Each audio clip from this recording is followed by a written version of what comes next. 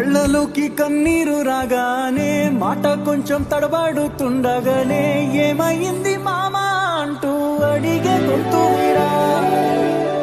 నీతో ఉంటే నవ్వుతూ ఉంటారా, నువ్వుంటేనే మనమని అంటామురా.